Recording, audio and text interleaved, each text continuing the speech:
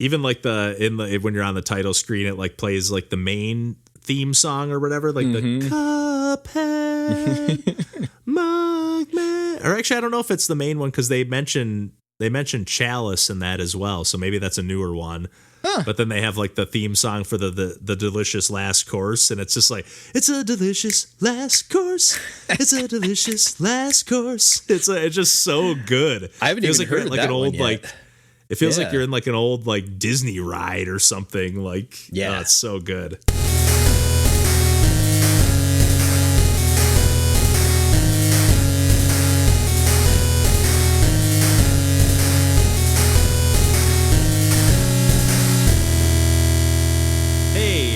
Welcome to Pursuing Pixels. My name's Kevin Portelli, and I'm here tonight with Randall Nolery. Hey, folks. And it's just the two of us tonight. John kind of had to step out last minute, but Randall and I still got plenty of video gaming goodies to dig into here, and I'm sure we'll have John back next time around. So, and a few things we'll probably table for next time when John's around. I'm saving Death Stranding for John for sure. Yeah, it needs to be done. It needs to be done. Absolutely. And but yeah, like I was saying, we got plenty of gaming stuff to dig into here tonight, and I'm actually kind of excited. I'm on this is our first episode that we're recording here. This is technically our 224th like proper numbered episode, I guess, if you don't count that we missed number 30 way back when with the technical glitch to that episode that was lost to time. But this is, I think, the third notebook that I'm on of like proper, like, you know, notes for I usually just use one page per episodes, front and back, and I have a whole separate notebook for Save It for the Cast episodes. Oh my God. I think I'm on the second notebook of that, and actually just filled that one up to the brim. So it's kind of nice to just see these. And I was talking before, like at the very beginning of this notebook, it must have been when we first started doing Save It for the Cast episodes. I just wrote in like the front cover, I wrote ideas / Save It for the Cast notes. So wow. And then there's like a few pages of like just some random ideas and stuff like that. So start a whole library section for just those notes of Pursuing Pixels episodes, considering however many years it's been that we've been going at this now. I know, it's kind of fun. I mean, a lot of the pages end up turning into a mess by the end of it because it's like it's got all the top half of it is just like everything that I jot down that I think we've all been playing that we might want to talk about. And then the bottom half is like where I actually sketch down like the games that we are going to talk about on the episode proper. Yep. And then after, while I'm editing, I like write down all the possible like episode titles, like in all the gaps. Like, okay, it could be this. Yeah. And I'll, you know, I have a little spot where I write down the claps and the start time. And then at the bottom, I write like a big reminder because I always turn off my like heat or air conditioning. And I even turn off my refrigerator. Because it just makes this like loud humming noise, and I'm like, I got to turn everything back on after we're done recording. Kevin, the audio engineer and producer, in full effect here. Yes. Yeah. So, anyways, little side tangent there before we get started, but I was like, it's just kind of fun to start a fresh new notebook here. So. That is amazing. Yeah. You've never really brought that up before. The fact that you've burned through whole books of your own notes about the show. It's been going on that long. That's wild. It's kind of crazy, yeah, that I have like old filled up notebooks on the shelf of show notes, which is kind of, it's cool. It's cool to flip through. Honestly, yeah, keep that stuff. That's super cool. It's like a companion text. Yeah, on for some real. level. That's cool. Jeez. Heck yeah. Well, now I'll talk about an old game. Perfect. You know, in this case, and it's so old that this is the remake, or not even remake, but re-release, the HD version of an old game. But now that version in itself is also old and technically retro. And more Twilight Princess HD for the Wii U as a proud Wii U owner over here. That yes. There are dozens of us. Yeah. So my daughter and I still trucking on Twilight Princess HD. We still are playing it every weekend. In fact, last weekend we got to play it both weekend mornings, which was pretty fun. Nice. Love that. And I'm glad we did because, you know, some things in that game, although a lot of that game so far, and it seems to be the consensus that as a Zelda game, unlike the original Zelda games and the modern Zelda games, a lot of this Zelda game are is relatively on rails, I guess, comparatively. It's not quite so open ended that way in what you think you're supposed to do next or what you could do next. Ultimately, it still gives you freedom, more or less. It doesn't gatekeep you too terribly much to check out other areas, especially once you unlock bombs and things like that. To do things a little bit off the beaten path. And there are like little secret caves or things like that, a la the, both old and new Zelda games. But this one is definitely a lot more driven by the campaign, and your options are more or less to follow it, which is fine. That's kind of where, in the moment, it's not such a bad thing for me with the amount of time I have to play games to be kind of like, swift along this journey of like, yes, you should do this next. Midna's going to bug you if you've been too long, and mush doggy, keep going in this direction, keep uncover the next thing, get all those tiers of whatever Twilight that you need to. But this time around, we did spin our wheels a little bit this weekend, trying to figure out what the heck we were supposed to do. We're at section past the whole Goron area and everything with that, and it moves on to kind of a Zora area of sorts. And we've done a lot of progress that way. I guess spoilers, I suppose, if you haven't played Twilight Princess yet. But there's been some progress made where it started out frozen, their whole area, and we've unfroze it, effectively. But then there's also this Zora Prince that we're meant to save.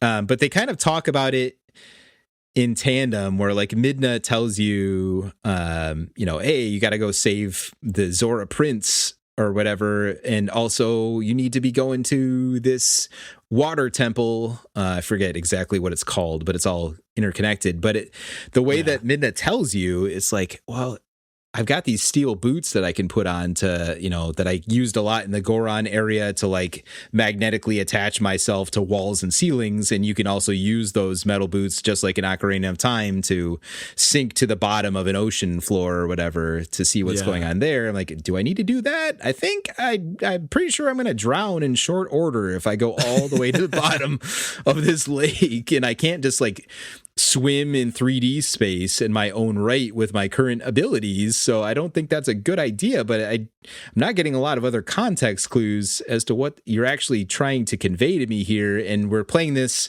infrequently enough that if you told me or gave me hints in previous sessions, I'm not remembering this, and my daughter is 7. So it's not like she's super following the narrative so closely, besides, visual effects and, the names of characters.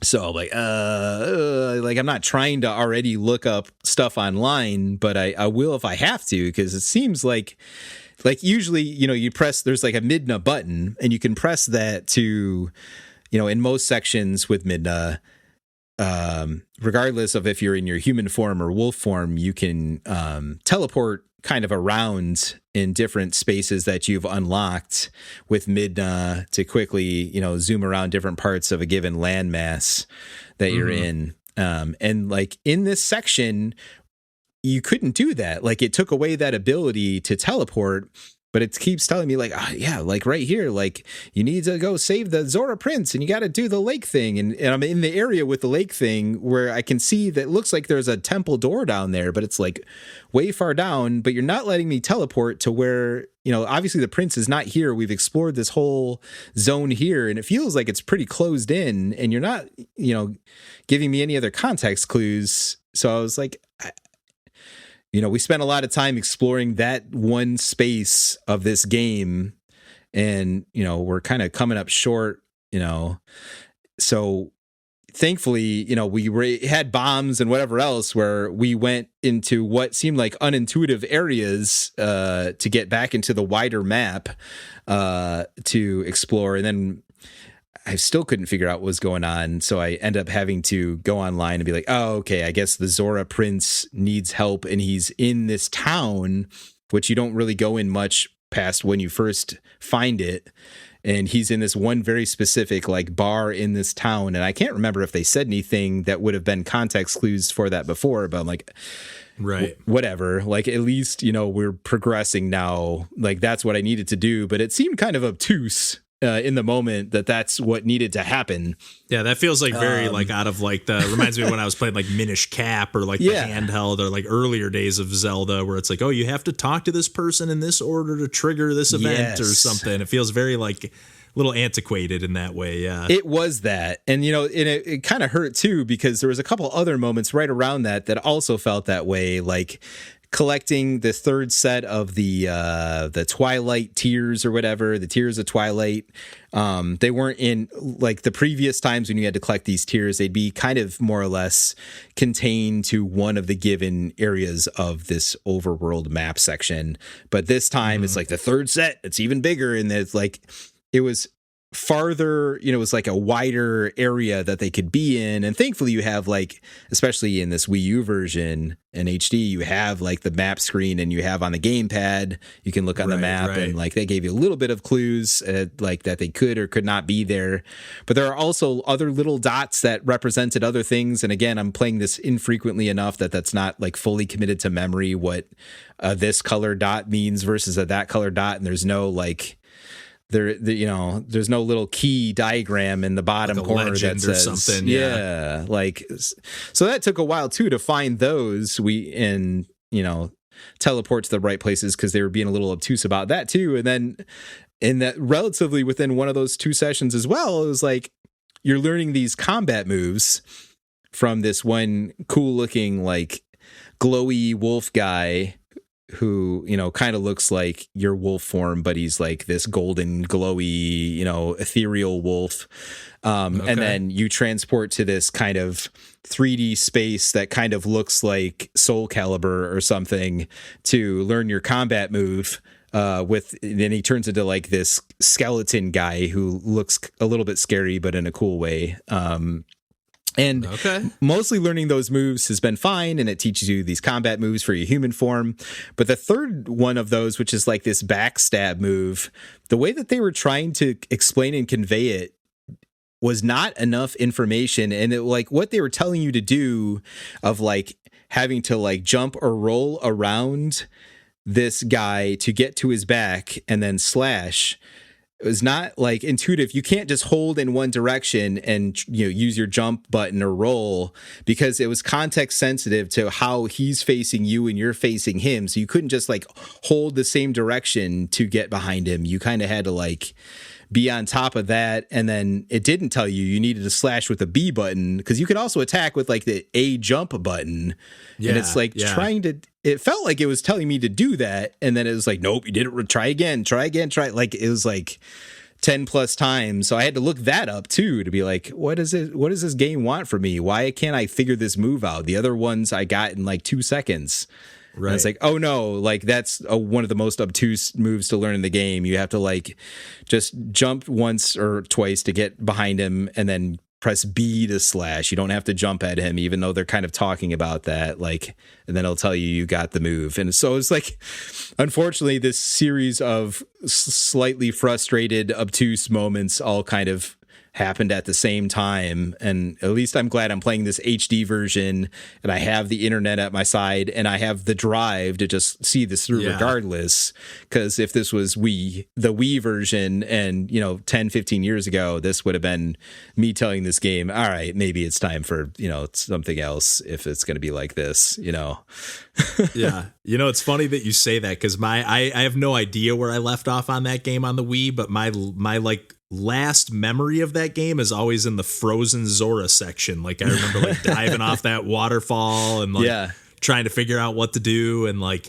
I don't know if I may have progressed beyond that, but that's like what sticks in my mind the most, like, prominently is like, that's what I remember doing last in that game for whatever reason, or remember doing most maybe. if not last. That makes sense. And there's striking visuals to that too. But yeah, that's when the game. Yeah, the frozen waterfall is cool. Yeah, it is cool. And you can see like the Zoras are like frozen in it's place. Kind of like sad. It's got this like, somber feeling to the atmosphere. It's cool for sure. It is. Yeah, it is. Yeah. And I'm like, and the sections, to be fair, the sections that happened once I figured all that stuff out and figured out where the hell the Zora Prince was and, got him out of there. The section that directly followed that was actually super cool, like kind of assist this stage coach to get back to another town that you spent time in before so he could be properly saved, and you're like fighting off enemies on the fly like it's Old West style, and that was really cool.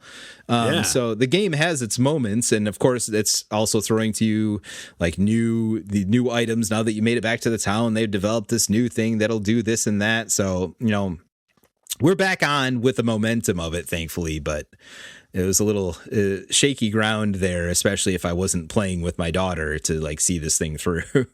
Yeah, that she's like showing interest in it, like to be like a thing. Even if she was like, what other games do we have, Dad? Yeah, you might be like, all right, let's maybe check something else out. Yeah, which who knows when you pick it back up again, Honestly, yeah, and even in that one of those same sessions, she's the Scholastic Book Fair is still a thing to this day in elementary schools. That's cool. And in one of those book fairs, the book that she wanted was a kind of Mario games book, and so she was looking through that randomly over the weekend and came upon like, she's like, I want to play this, and it was for Super Smash Brothers for Wii U and 3DS. I'm like, oh, okay, yeah, Daddy's got that on the Wii U. I could literally not only just have the game digitally, but I have the goddamn GameCube adapter that plugged in by USB to the Wii U, plus the GameCube controller that they sold at the time that's got the logo and blah, blah, blah. Like, I could pull out all that stuff. So we got to check that out a little bit, and she mostly just want to be like, wow, they got like all these characters in it, but then she hasn't asked about it since. I think it was more like, what is this thing? It's a fighting thing. They're like, oh, you want to play it? I've got more GameCubes. Like, no, I'm okay. I just want to watch you do this for a second. Sounds good. All right, cool. Yeah, man, I'm glad you brought that up though, because I'm not famously, or whatever you want to call it, I'm not the biggest Smash fan, but like, thinking about how much my nephew loves all these Nintendo characters, now I'm like, I should definitely probably scoop up Smash Ultimate, and he would. There's so many characters for him to love in that game. Let alone, they've also got Sonic, and at least in the Wii U version, Pac-Man. Other characters like that come into the fray as well, which is pretty cool. Oh man, you just rekindled my interest in getting that game and adding it to my collection at some point. It's definitely worth having one of the more recent Smash games just as an option, I would say. Yeah, for sure. Yeah. Well, I don't know, any more thoughts on Twilight Princess before the next update? Not yet. Yeah, there will be another update though. We will continue to be at it. Not this weekend, but probably the weekend after it, we will be playing it. Yeah. Nice. Yeah, I'm excited you guys are still chipping away at that. Oh yeah. Yeah. And I guess just speaking of updates, I'll just give a quick update to Cave Story Plus, which I talked about, I think, a couple times now on the podcast. And I think last time I talked about it, I virtually, like in the notes from the old notebook of the podcast I was just looking at, I like in parentheses wrote Cave Story and polishing off the game. But if I recall correctly, I left off like I was actually on the final boss and hadn't beaten it yet when I talked about it with you guys last time. That sounds right. And I did finally, I hope I'm not repeating myself, because I did at one point, I was like, maybe I'll talk about beating it on a Save It for the Cast. But I was like, but I haven't even talked about it on the actual episode yet, so I don't want to jump the gun. So I'm pretty sure I haven't, but if I'm repeating myself, I apologize, but I'll be brief. But basically there's like a little boss rush at the end of the game that was a little bit frustrating, which I know I mentioned last time for sure. Yeah. But with just a little bit of, just stepping away, taking a couple days off, going back at it and going with the approach, like they do thankfully give you, and I mentioned this last time as well, like a little refill. It's a little bit hidden in a secret area, but if you like launch yourself up to the top of the map right before the boss room starts, or the little boss rush starts, you can refill up on like missiles and health and like get your levels not necessarily maxed up all the way to the full brim with all 5 or 6 different weapons there are. But at least the ones that I wanted to use, I could fill up, and I came up with an approach that worked pretty effectively for like, okay, I can beat this first boss without taking damage pretty reliably. And then once I get to the second and third, I'm just going to lean into the missiles that are leveled up to level 3 and just hammer on those, and then just, pray that I can finish it off after that. And after a few more runs, I was able to do it relatively quickly. Nice. And I'll just pretty much repeat what I said last time, but the cave story is just one of the best. I was going to qualify it and say indie games ever, but it's just one of the best games ever. There's just something about like the energy and the passion that was poured into this game that you can just feel. It's just tangible while you're playing it. You can hear it in the music. You can hear it in the sound effects. You can just feel it, and even like the subtle emotions of the story. There's just something special about this game, and I don't know what it is other than it's just got that magic touch that just very few games have. I shouldn't say very few. There's tons of games that have it at this point, but it's in terms of like the percentage of overall games that are out there and the games that really give you, and I think I mentioned this game before when I talked about it last time too, but like a short hike or those games that just like stick in your craw for whatever reason is just like, I love this game and I'm never going to forget it after the first time I play it. There's just something about, and I think a lot of it has to do with like the short and sweetness of it. It's like a little 4, 5, 6 hour experience, and it's just like it leaves you wanting more. And that's exactly what happened here with this one for me. I'm glad I finished it off because I kind of left off feeling like, this little boss rush thing, kind of an annoying way to cap off the game. But after finishing it off, it's like, it's really not that hard. It just took a few attempts. Like, I do wish it would be nice if there were some checkpoints in between the different, phases of the bosses or something, or a little health refill at least, or something. We're a fan of treasure games out here too, Kevin. This is how some of this stuff goes sometimes. Oh man, well, what a perfect transition, Randall, because the next game I'm going to talk about that I also beat, and that I feel bad because I know I talked about this game on the podcast before, and I'm just going to repeat myself like pretty much everything I said about this game before, but I did finally polish off Cuphead, and the reason I say that's a perfect transition is because when I talked about this game before, and I'm sure I'm not the only one that said this, but Cuphead is so inspired by Gunstar Heroes, it's not even funny. I can see it for sure. And actually, I thought it for a fact before, and I'm pretty sure I even looked it up and saw somewhere that they, said that was an inspiration. But after playing this final, so where I left off with the game before, I don't know what I had talked about on the podcast all and whatnot, but I know I had at least played through the first island. There's 3 islands in total, and where I left off last that I had played it, months and months ago, I had cleared the first 2 islands completely. And was just like, okay, I'll just kind of leave off. It's starting to get a little more challenging. I'm not in the mood to just keep grinding away at this just yet. So I'll save this 3rd island for when I'm in the mood. And then playing that cave story boss rush kind of little, challenge at the end was just like, oh, you know what? I got a little taste for that now. Like, maybe I'll go back to Cuphead. And I was just kind of working my way down the physical copies that I've got on the shelf. And, just a few down, a few spines down the row, I've got Cuphead there. So I decided to go back to that. Polished it off in a relatively short order. I did get stuck on the final boss. There's like 2 final challenges, and this is the reason why I lean into the Gunstar Heroes even more. The final boss battle, and I guess spoilers here, potentially if you haven't played the game, and you do know that you're kind of going against the devil as like the final boss, even right from the get-go. But you have to actually kind of face like the devil's henchman. I'm drawing a blank on the name, but it's like that character with like the dice or the die for a head. That's kind of like the secondary main villain. And you have to do this battle against him, and you're like, it has like half of like a roulette wheel, and there's like 12, maybe even 15, maybe even more than that, different like spaces that you can land on, and you have a dice that you have to roll, and you get between 1, 2, you only get 1, 2, or 3. Now this you have a little more control over. You can see it rotating at it's quick enough to where you can't do it perfectly, exactly what you want every time. But you can try to avoid, okay, I don't want to get a 1 because I don't want to land on that, on that boss, because each space is like, it does shuffle it randomly a little bit. I do think the bosses are all in the same spaces, but it will like add like on, if you get to space 5, it'll give you an extra hit point. give you a heart or whatever to give you a little more health, or there'll be a couple safe spaces along the way, or it does have the same thing as in Gunstar Heroes. The second to last space is start over, and you got to go all the way back, and it'll save the ones that you cleared already. But I was like, okay, this game is 100% is like just trying to follow in the in those footsteps, I guess, if you will.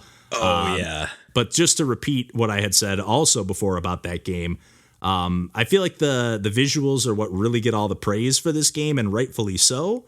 But the soundtrack is right exactly on par, if not awesome. Maybe even an elevated above the visuals. Like it enhances the visuals to a level that I don't think the visuals are still amazing regardless. But I just think they are. The way the whole package comes together in that, like, Tex Avery, Looney Tunes. It's probably a different era of cartoons, even that it's like drawing from even older than that, I feel.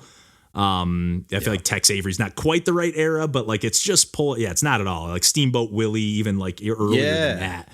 But like whatever they're doing with this game, they just got every single element right. The challenge is spot on. Like the final battles, the final run that I beat it on, I was so pumped because like I got in a mode where like, okay, if I take a hit on this first chunk of the battle right off the bat, or in any of the first like couple little waves, I'm just starting over.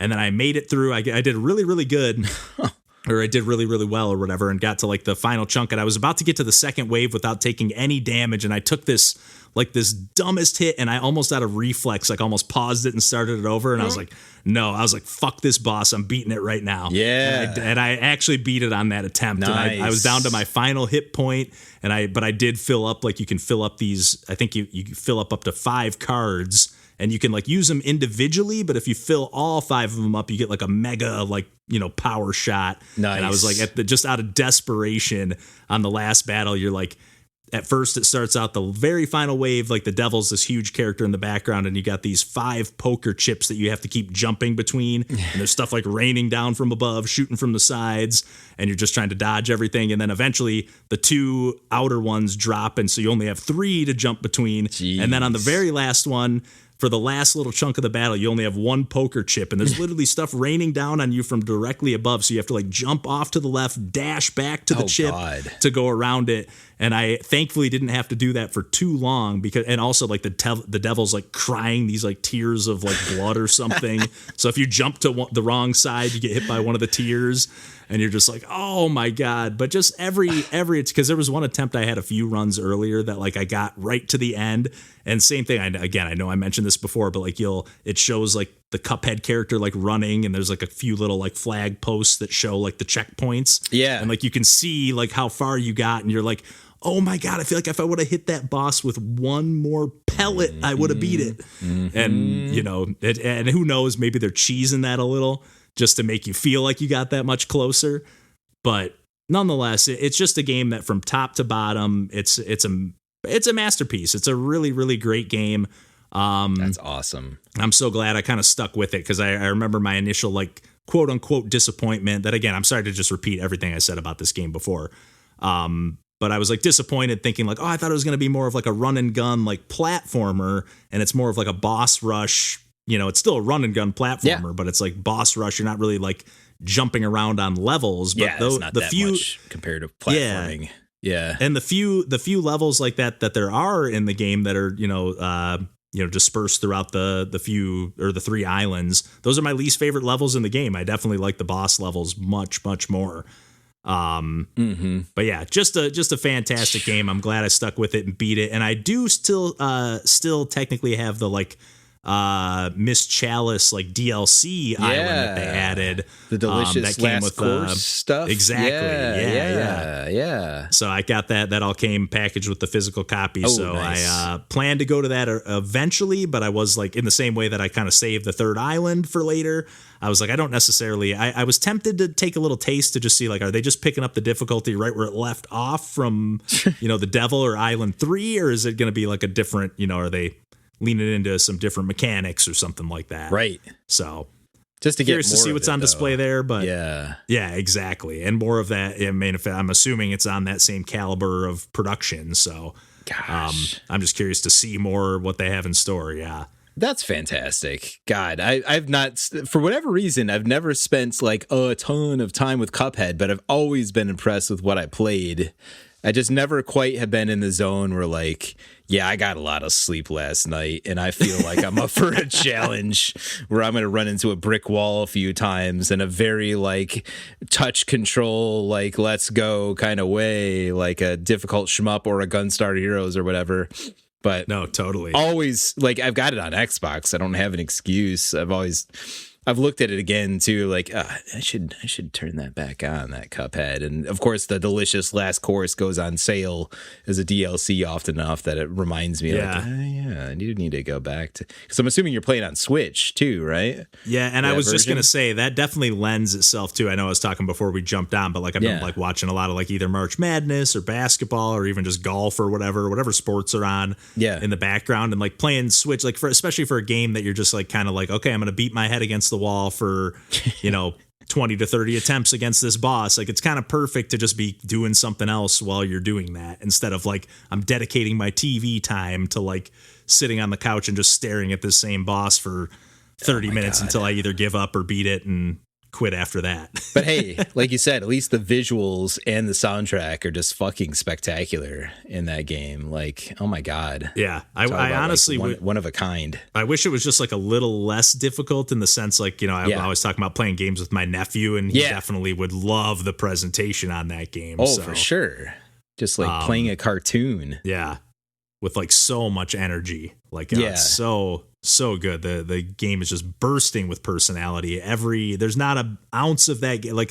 They didn't skimp on any corner of that game, and it's really awesome to see. Oh, I agree. I didn't realize they were directly inspired by Gunstar. That's very cool too. I'm seeing that now. There's no doubt really about it. Like the homing shot is like I said this last time too, but it's like these green triangle pellets. It's like, no, there's no way that this game is not Gunstar Heroes.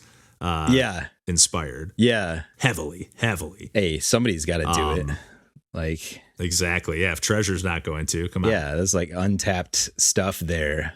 Gosh. Yeah. Those are incredible games. Talk about like some of the best, like, run and guns, if you can call. Yeah. Yeah. Cave Story's not quite just run and gun, but it definitely is heavily that. And enough of it. Yeah. Yeah. For sure. God, two of the greatest, like, and one of a kinds, both of which have their own fully developed, unique identity and just nailed what they were going for. Both of those games, and then their forefather, Gunstar Heroes, too, of course. Yes. No, very well put. That's perfectly put there. God, truly. Yeah, I want to play more of all of those games. In fact, I was almost going to boot up Gunstar Heroes over the weekend because my daughter's been playing with these like 3D little magnetic blocks that are in like cubes that you can put into shapes, and she kind of made like a human form. Like, oh, that like reminds me a lot of this early boss, this early mid boss. I know exactly what you're talking about. Yeah, like, Daddy, I want us to show you, like, on this game, there's a character that looks like identical to what you just made, and he kind of spins around with his leg to try and hit you, but he's super slow. This 3D blew our minds back in the day. Just to show you, yeah, exactly. And the purpose was basically like, look, the Genesis can do this. Like, look at this 3D. Genesis does. Yes. No, that's awesome. Fucking perfect games. Yeah. That's awesome.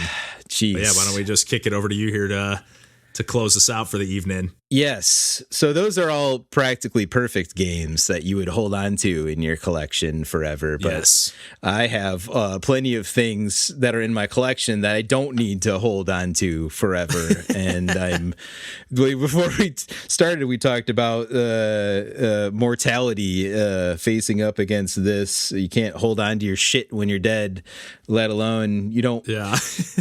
Beyond that, there's like this sort of, I've talked before about like a choice paralysis when it comes to just having too many things. And that's not a video game problem. That's like across the board problem. Oh, yeah. Big time. Like when it comes to like streaming services or channels or whatever, like movies, books, games, all of it, like too much. And, you know, even when it comes to like, I did the same thing with a lot of cables that I've needed for specific iterations of my setups at home, whether that's for the game stuff or for like networking stuff for computers and whatever else. Like these things pile up, and then because they pile up, you lose track that you already had this or that would have worked fine, but you can't find it in the moment, and you really want to get this project done, so you buy another one or whatever. Like, so now I'm uncovering all this stuff since we've been in this house for a minute, and, you know, I don't want to just swim in this additional product. I want to kind of have like the games I want to play and the controllers I want to use and even the extension cables and whatever else for all this stuff. I want to have like as many as I need, plus maybe one or two, so I'm not going out and trying to like source this stuff years from now and they don't make it anymore, which is always the fear, of course. And that, but if you tap too far in that direction, then you end up with too much. You know, and that's always too easy to tap into that direction, especially as everything costs more money. But like, really though, like having the sense of clarity of less stuff and less choice, I think can make your brain work better, to choose things way more easily and feel good about like the inventory you have on hand across all of these things. So all that being said, you know, Kevin and I have talked about like price charting. I have most of my inventory of games in price charting, and that's exportable into like a spreadsheet. So I've started a spreadsheet of like, here's the shit that I've categorized as either I want to sell or I'm going to sell. You know, and then you can kind of get a decent idea of the value even of those things. And then on top of that, here's all these cables. Here's like old versions of Ethernet cables that why do I have this and this? Like, I don't need like to have 8 Ethernet cables. I'm already using the Ethernet cables I need to use, and maybe I just need a couple of those. Like the rest of these backups, a couple of backups, but even like not that many, because all of the standards of HDMI cables and Ethernet cables and whatever else all evolve over time for bandwidth and whatever else. So it's like not worth holding all of this shit at a certain point.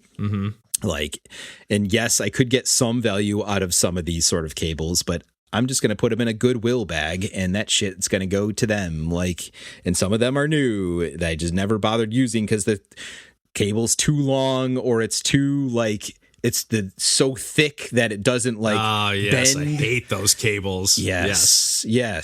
You know, and there's something to be said, not to get too nerdy, of like a thick cable can prevent the electromagnetic interference, blah, blah, blah, blah, blah. Like, there's something to be said for that, but that stuff gets a little overblown sometimes too in what they market, you know. So it's like, it wasn't worth getting this hella thick HDMI cable that I can't stand. Like, because it won't bend to like tuck and make look clean when I have it installed.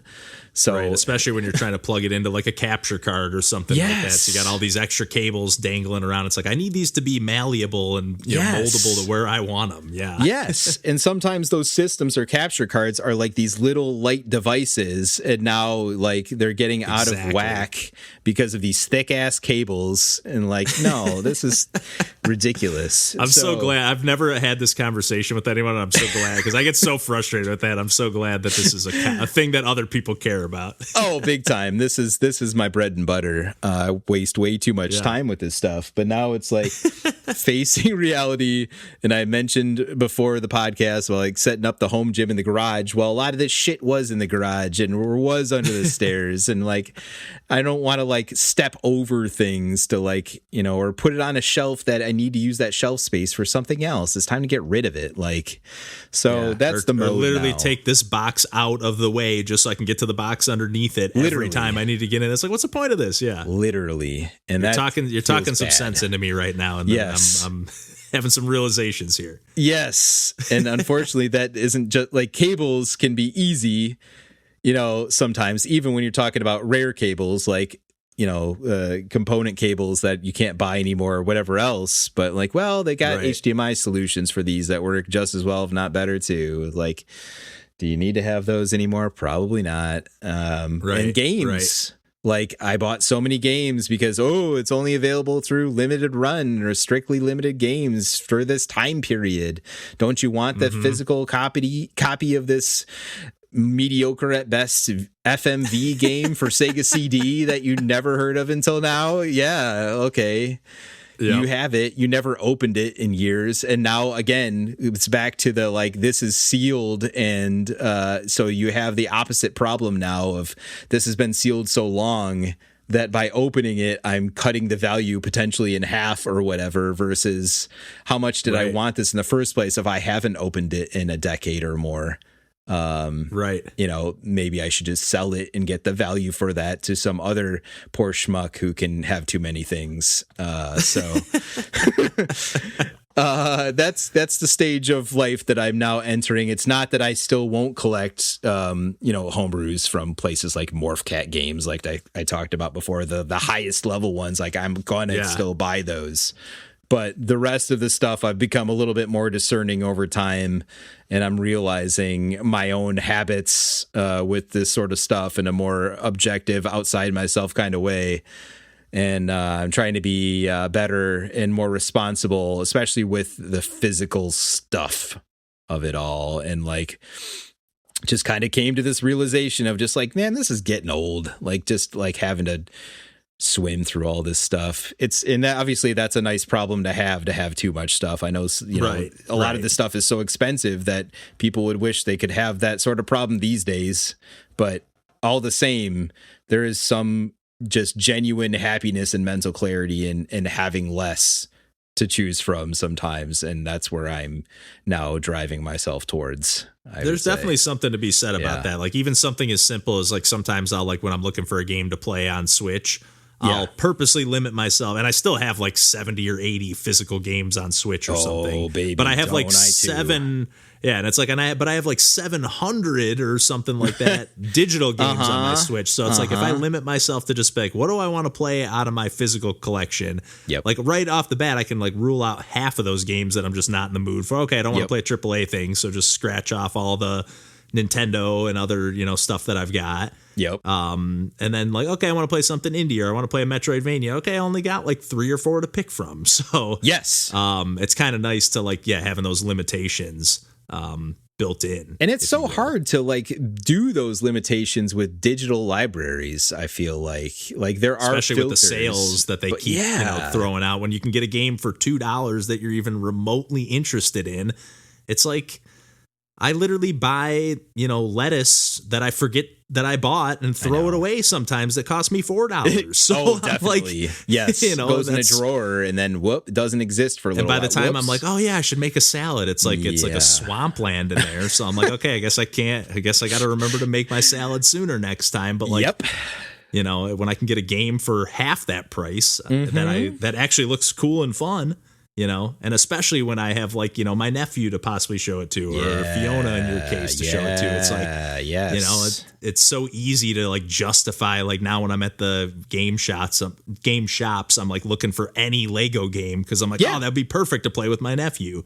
Yes. Where before I wouldn't have even batted an eye at those games, Totally agree. So yeah, and there's something to be said too for that is in favor of physical games. I am totally on your wavelength, where it's easier to scan the physical shelf to look for something, like if the way that my brain works, for the options of those things. And it extends to the retro stuff too, is like, I have flash drives now for most of those favorite consoles, where I could get, all those digital ROMs, a lot of which I've now got in my collection too. And that's awesome to have that stuff. And a lot of those things didn't get physical releases, especially in North America or whatever else, different versions. Right.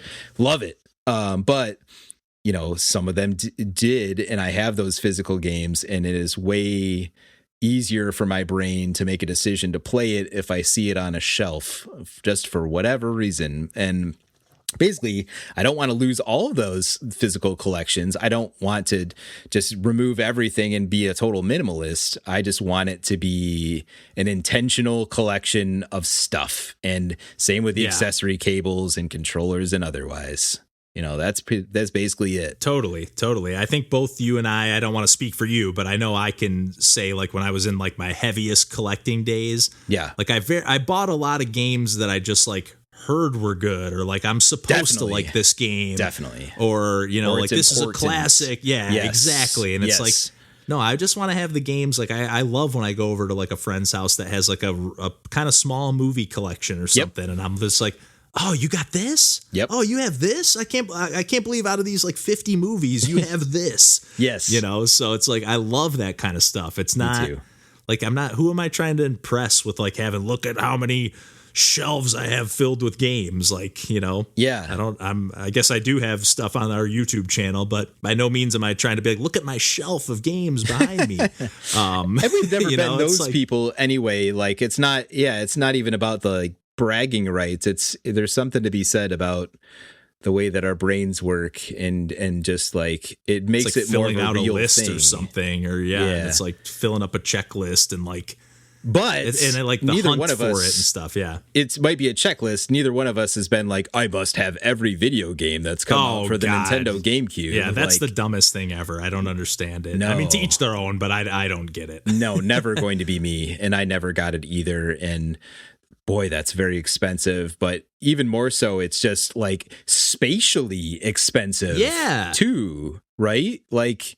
Yes, like I totally get it if you're like, I want to have the full library of Virtual Boy games or something 20 like whatever that. Games, right? Yeah, but if you're like, I want to have every game released on the NES ever, and then like the people that are like, I need to have every region and this and that. Again, to each their own. Yeah. I'm not no hate or anything like that, but I don't understand what you get out of that, or what I wouldn't get anything out of that. I guess it's like the full bore version of the collecting as a hobby, like not the playing of it, but literally just only the collecting of it as the primary driving force of the hobby. Like that's what that is, and I've just never gone all the way there. But even like the Virtual Boy example, out of any of them, I could understand because it's such a unique platform that even the shitty games would be interesting to at least try out, because it's such a unique platform for what it does, right?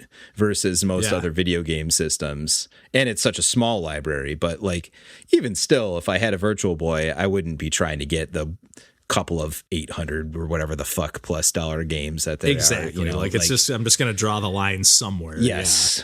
Yeah. Like, no, you have to draw the line. I was never good at drawing the line on the collection stuff before. But also not trying to just have some, massive cache of stuff. That's, I want to have the handful of things that I want to play or be interested in playing down the line, Yeah, you and me both, because that's kind of how I got with music. Like I had a huge CD collection, then I kind of switched to vinyls, and it's like, well, vinyls are going to be $20 to $30 a pop these days. Like I really got to like it before I buy it, which thankfully, I mean, obviously I'm paying a little bit of money for Spotify or whatever, but like, at least I can like listen to an album before I plunk down $30 for it.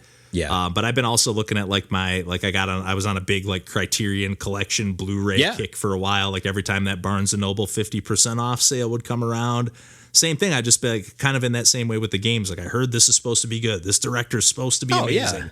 This, and I have like plus the special features on those, and it's like the best cut, best version, best fidelity often on those Criterions. Oh yeah. Yeah. And I'm just like convincing myself like I'm some kind of film historian. Like I need to watch all these movies, and like, I mean, there's I was going to say half, but nowhere near that. I've watched most of them that I watch. I do really like, but there's been quite a few that I've watched and I'm like, why is this on Criterion? Why is this important? Why should I like this? I don't like this at all. Yeah. And I think I need to just like go through those and like, granted, and there's a ton of them I just haven't even watched yet, and just like watch through these, figure out the ones I actually want to keep on my shelf. Yeah. And then the ones that I'm just like, hey, I can still get $20 for this thing. Oh, and, for sure. Those have collector free value. Up the space and give it to somebody who wants to watch it and does like this movie. Yes, but even if they didn't have the collector value and you're not going to get back what you paid for it, at least you've freed up the space, and now you've shrunken it effectively to the things that mean something to you. That is much easier to go over and let me grab that off the shelf and spend some time with it. Or even just skim through it and like have it give me some joy. Like I even had like all the Criterions have like a spine number on them. And like when John stopped by in town last time he was in town, probably, I don't know, 6 months ago, a year ago, whenever it was. Yeah. He was looking at them and he was like, what are you, some kind of sicko? He's like, you don't even have them in spine numbered order? Like, they literally have spine. I was like, well, I have them in alphabetical order by director chronologically. And I was like, okay, this is either way, any way you slice it, this is just ridiculous.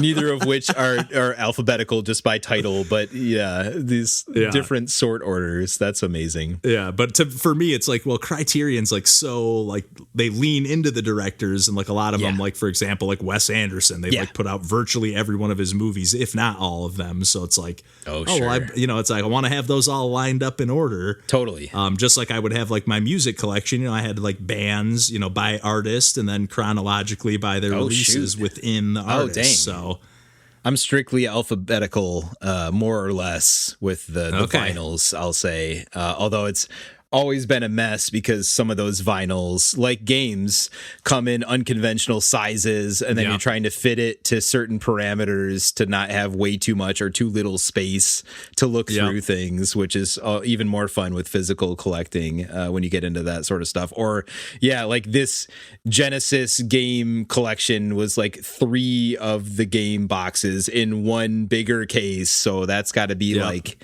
taking up its own space within. It'll either become like a bookend in a lot of cases. Like, for example, my collector's edition of Uncharted 4 that I actually got from DJ. Yep. I use that as like the bookend of my PS4 games. Yep. Close so to I either like use it for that. Anyway. Yeah, exactly. I'm like, it's close enough. And if I really want to get nitpicky about it, I could take the actual like game case out of like the big box and put it on the shelf where it belongs. But I'm like, I can live with that. But yeah, I do end up having like my Switch games are all in like just some haphazard order because I don't have enough room for them. Me too. That's like, I still have some, sad to say, is some Switch games that I'd bought in the height of all of that from some of these, especially the Strictly Limited and whoever else and all these, like little publisher developers that are like, especially if I have the digital version already, they're still sealed, sitting under the stairs in a stack or whatever. They're not even like out with the rest of the Switch games because the default like hanging cabinet that I got from IKEA a million years ago is like all the way full of those Switch games. Like, oh shit. Like, I'm constantly like rearranging, like those Criterions I was just talking about are on a bookshelf, but like they're 2 layers deep each. Like I have a little gap between them. So you have to like kind of tippy toe up to see what's behind the first layer. So it's like, okay, I really need to whittle this down. Yeah, that's not good for our brains for that to be the case. I had to do the same with like Dreamcast stuff for a little while based on the way I had the shelves kind of preset. I'm like, this can't stay this way. I can't. Yeah. These will not exist the same way if I can't see them directly. Like it has to be in its own space. Case in point, I couldn't tell you the last time I watched a Criterion. And to be fair, I don't spend a ton of time watching movies lately. I just haven't been on like a big kick of watching stuff. Same in any way, like shows, movies, anything. So it's just like the mood I'm in. I've been leaning more into games and podcasts and stuff, but that's great. I do think, and even music a little bit, but I do like, I feel the movie wave coming back in. Nice. Little sidetrack there, but no. Man, you're definitely totally speaking my language. You're definitely giving me the nudge I need right now. Oh, it's worth it. No, I mean, I've been, like I said, ripping the DVDs and Blu-rays I have now. So I'm definitely examining the movie and TV show physical media that I have, which is not nearly the game stuff, but is in its own right not insignificant either. So for sure, really touching that stuff and opening up those boxes in some cases for the first time in well over a decade, despite carrying them from place to place that we've moved to, that sort of a thing. Speaking of cases that fit kind of awkwardly on the shelf, those Simpsons TV shows that you're talking about with like the head shapes of all the characters, very cool at the time, but like, this is kind of annoying to put on my shelf. That was one of those things. It was, the seasons 6 through 10. It went past that point, but those are the seasons I collected for the Simpsons is just 1 through 10. Yeah. This might be me like very diehard about like specifically seasons 3 through 10, I would say, of the Simpsons. And I grabbed them like as soon as they were available, but that meant with season 6 in particular, as they started those like head cases, those plastic head cases that are super awkward, and a lot of collectors do not like that weird shaping compared to a regular DVD box, even if it was cardboard or whatever. But it was the only way that was available when that first released, and season 6 a great season. So like I bought that, and then I want to say it was within the same year, Fox or whoever was doing the publishing for those boxes offered the cardboard version, which then eventually came to retail. But I was like, no, I'll just stick with this. And I probably should have got the cardboard box, but I didn't. So then I ended up buying the head versions. The rest of them, yeah. Yeah, you gotta keep it consistent. Like match those. Like, so like half and half. I would have done the same thing, yep. Yeah. And thankfully it's all held up, I guess I shouldn't say that yet. I haven't gotten into those seasons. I've only ripped up through season 4 so far in my project. But okay. Yeah. Okay. That's amazing. Kept it sometimes behind glass in a smoke-free home, so most of the time this stuff has stayed pretty good condition that way, despite being several decades old at this point. Heck yeah. Stuff. I'm trying to get rid of stuff. So right now it's a total disaster downstairs here, as I've got like cables organized in piles of like what I'm keeping versus what I need to test versus what's going to Goodwill. And here's the other pile of games that need to have their pictures taken so I can place them on eBay or price charting or whatever. But we're getting there. Yeah. Heck yeah, man. I'm glad to hear it. And like I said, it is a little nudge I needed, because it's like it's been a thought lingering on the back of my mind, both for the movies and even my records a little bit. I've got that mostly whittled down because, like I said, I sold all my CDs and kind of like switched to records and already had the mindset of like, don't buy every, I don't need to own every album from every artist that I liked at one point in time. I can just buy that one that I really like a lot and be done with it. Yep. I wish I had been better about that, because I've got like practically an entirely full like IKEA 8 space thing full of vinyls, which is like too fucking many at this point to like make quick choices of like, let's put a record on. And I'm like looking for 20 minutes to like make the best possible decision, because there's just too many choices. Yeah. Yep. And they're not in order, which is another problem. Yeah, you got to put them chronologically, man. Chronologically, alphabetically, you'd be all set, man. Oh God. Too funny. Yeah. But, I love that little side tangent there. Yes. That was great. Yes. But yeah, I guess, some much needed motivation for both of us, and possibly for you too, if you're listening, need to whittle down that collection a little bit.